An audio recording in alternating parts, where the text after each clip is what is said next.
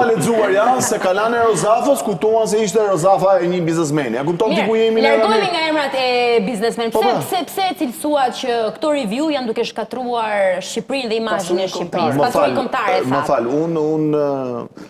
unë jam ekonomist. Dhe duke të qenë ekonomist e njoh edhe mirë ekonominë e turizmit. Ekonomia e turizmit e para njëherë, përpara se të bësh një rezervim booking, shumë njerëz nuk mund të kenë informacion se çfarë po protestohet në Shqipëri, që të jemi realisht.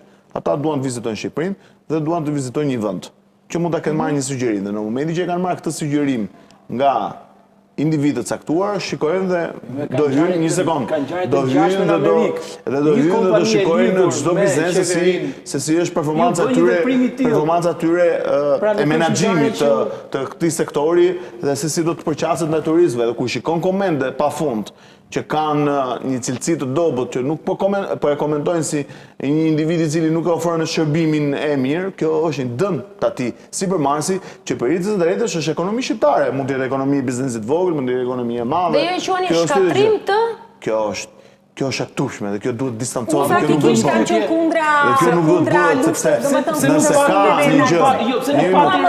Se nuk pati reagim qeveria, këtë reagim qeveria ku përmbytën bizneset. Se nuk pati këtë reagim qeveria. Qeveria ka treguar paketë solidaritetit në çdo moment.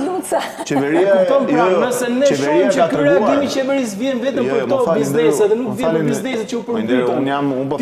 Unë po flas për elementin që po ndodh. Në zonën e Korçës u përmbytën vitin e kaluar. Ka marrë masa qeveria, pa sa mundësi. Sa atyre mundësive buxhetore që ka, lidhe me emergjencat. Ka një fond emergjente sot, më përpara nuk e ke pasur nderuar, sa nuk e pasur. Dhe pse nuk u ngritën këto deputetë dhe këto qytetarë apo këto mbështetës të majorancës të tonë që unë ngrihem, apo kam shumë dakord që se kanë bërë atë turp ty vi. Në qoftë se kanë bërë atë turp ty vi, po them. Nëse kjo mbështetje erdhi për qeveri për bizneset më dhëmbin. Patjetër. Çdo lloj sumi ndaj biznesit për mua është e dhimbshme sepse e di se çfarë heqin bizneset është me gjak kur e ndërtojnë atë lloj. Absolutisht, pra kjo është. Faktikisht më dhëmbin. Po nuk është ngjarje që ka ndodhur vetëm Jo, e kuptoj, po përgjithsisht si parim mua më dhëm kur sulmojnë, më dhëm për biznesin, se punoj me mishe me shpirt për shumë, për të mbajtur familjen. Dhe kjo ka ndodhur edhe në një bujtin shumë të vogël, që janë kryesisht familjar, të drejtuar nga 5 individ, vetëm sepse bashkëshortë e nderuar që ka biznesin, punon administratën shtetërore, i janë turrur edhe i kanë donë ty ka bërë review. Do të thënë, nuk kanë të kuptojnë, ore merru me oligarkët ti. Nëse ti mendon që ky është oligark, ky ka marrë pasurinë kombëtare, sipas konceptimit tënd, merru, ke lloje formash sot, që ti mund mos shko, mos e vizito. Se këte bëjnë review dhe nesër një ke po aty shkojnë hanë drekën. A kupton? Pra, duhet të kuptoj që këtë lloj elementesh që janë pjesë e kësaj përtesës. A duhet merri policia shtetit me review? A duhet merri edhe të lutem me etiketimet? Edhe një herë. Të lutem edhe një herë me etiketimet. Ato janë qytetarë shqiptarë që kanë atë mendim. Në momentin që një përdor të etiketimet të rënda të shumëruara dhe vulgare. Ti e ke mendimin tënd, unë të respektoj ty, unë kam mendimin tim të respektoj ty. Por nuk ka sepse duke përdorur terma që ne i ofendojmë ato janë qytetarë shqiptarë që nga dita parë protestë deri në ditën 42 sot ata kanë janë marrë me familjen time nga shajmarrëtët që s'kan bërë mua tani. Çfarë do? Unë aty e them kërma, mos them ty unë. Që ke kundër, valla, nuk e kupton. Jam duke thënë që ne do të jemi më të kujdesshëm ku etiketojmë njerëz. Jo, ata etiketojnë mua, ata të më shajnë mua, të merren me rrotë mi.